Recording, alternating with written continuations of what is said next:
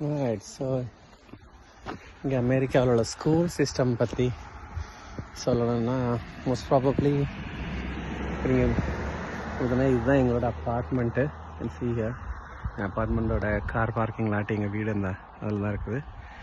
So இந்த அப்பார்ட்மெண்ட்டை தொட்டு அடுத்து ஒரு ரோடு, இந்த ரோடுக்கு அடுத்துங்க பசங்களோட ஸ்கூலு பார்க்கலாம்.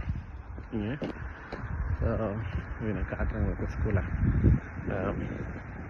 இதுதான் எங்கள் பசங்க படிக்கிற ஸ்கூலு. ஸோ இங்கே ஸ்கூல் சிஸ்டம் வந்து ரொம்பவே நல்லாயிருக்கும். கேன் சி ஹியர் பில்டிங்கை பார்த்தீங்கன்னா தெரியும், ரொம்ப பெரிய பில்டிங்கு. இது வந்து ஒன்லி ஹை ஸ்கூல் தான், அதாவது 9th 10th 11th 12th படிக்கிற பில்டிங் மட்டும்தான். நல்லாவே பெருசாக இருக்குங்க. இது ஒரு சைடாக தான் காட்டுறேன், நான் இன்னும் அந்த சைடாக கூட வாக் பண்ணி போகிறேன், அதுக்கப்புறம் காட்டுறேன்.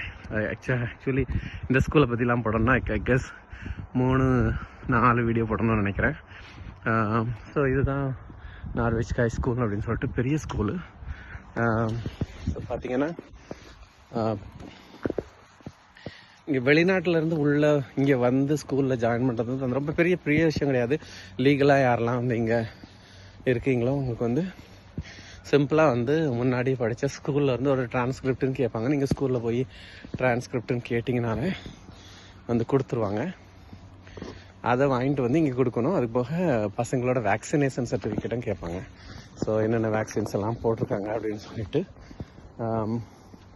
ஸோ பார்த்திங்கன்னா இதெல்லாம் வந்து இந்த ஸ்கூலோட office area, main office areas. இங்கே இந்த வழியாக தான் பசங்க நார்மலி ஸ்கூலில் என்ட்ரி ஆவாங்க.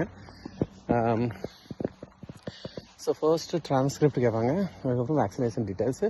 சப்போஸ் நீங்கள் வந்து வேக்சினேஷன் எல்லாம் எல்லா வேக்சினும் கரெக்டாக போடலை, இங்கே யூஎஸோட ரெக்குவயர்மெண்ட் படி எல்லா வேக்சினும் போடலை அப்படின்னு சொன்னால் அவங்களே வந்து லோக்கலில் உள்ள ஒரு நர்சிங் சென்டர் இருக்கும், அங்கே வந்து ரெஃபரன்ஸ் கொடுப்பாங்க. ஸோ அங்கே போய் நீங்கள் உங்களோட இன்சூரன்ஸ் ஆஃபீஸ் மூலமாக இல்லாட்டி பர்சனலாகவே இன்சூரன்ஸ் எடுத்துருந்தீங்கன்னா அந்த இன்சூரன்ஸ் கார்டெல்லாம் காட்டிங்கன்னா maybe first time I think ஒரு $20 கேட்பாங்க நினைக்கிறேன். ஆமாம், நான் பே பண்ணது $20 தான். ஒரு $20 கேட்பாங்க. அந்த $20 பே பண்ணிங்கன்னா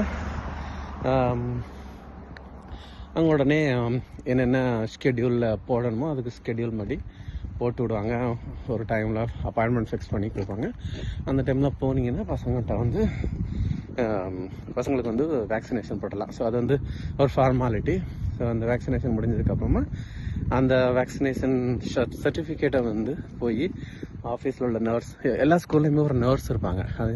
அது ஒரு நல்ல விஷயங்க. எல்லா ஸ்கூல்லையுமே ஒரு நர்ஸ் இருப்பாங்க. அந்த நர்ஸில் வந்து நீங்கள் கொண்டு கொடுத்துட்டீங்கன்னா அவங்க வந்து ஃபைல் பண்ணிடுவாங்க. அவ்வளோதான்.